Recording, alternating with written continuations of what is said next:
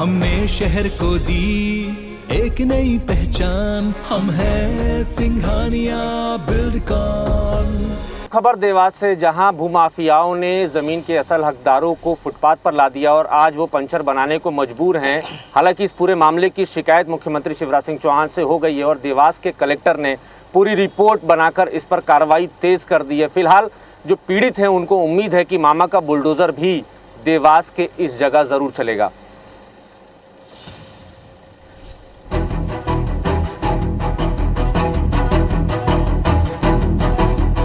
यह है इंदौर जिले के सावेर तहसील में रहने वाले भील जाति के घीसा सिंह का परिवार। घीसा सिंह की देवास के रसूलपुर बाईपास पर 32 बीघा जमीन थी, जिसे जाली दस्तावेजों के आधार पर अधिकारियों से साठगांठ कर जमीन कारोबारी संतोष जैन और उसके परिवार ने हड़प लिया।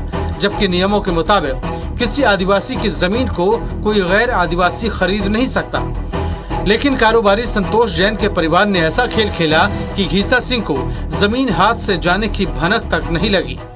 ग्राम रसूलपुर बाईपास पर हमारी 32 बीघा जमीन है जो भूमाफियाओं ने हड़प कर ली है। हमारा हक चाहते हैं सर। इतना ही नहीं, घीसा सिंह की जमीन का 12 बीघा हिस्सा देवास बाईपास निर्माण में चला गया, लेकिन उसे मुआवजा तक नहीं मिला।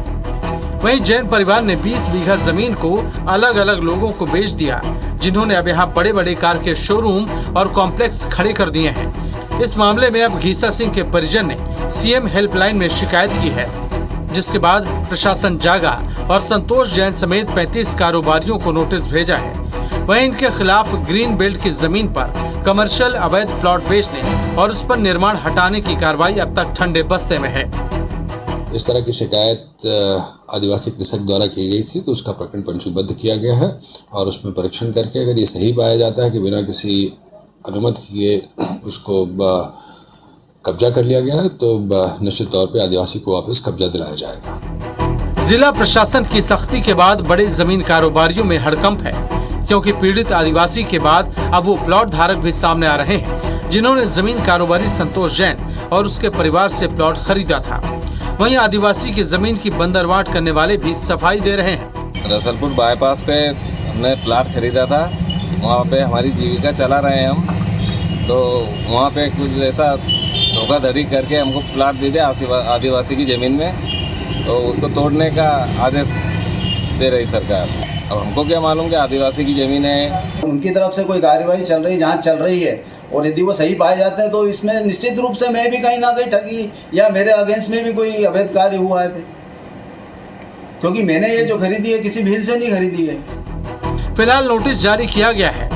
अब पीड़ित आदिवासी को उसका हक कब मिलेगा ये कहना मुश्किल है, क्योंकि उसका हक डकाने वाले सत्ता के गलियारों में सेटिंग में भी जुट गए हैं।